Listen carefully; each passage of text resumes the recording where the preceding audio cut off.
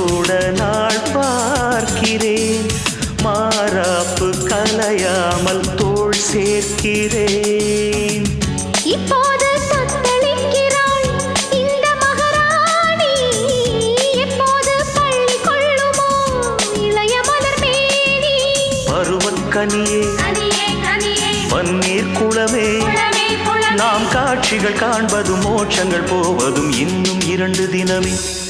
உன் புன்னகை போதுமடி, சில பூக்களும் பூக்குமடி. உன் புன்னகை போதுமடி, சில பூக்களும் பூக்குமடி.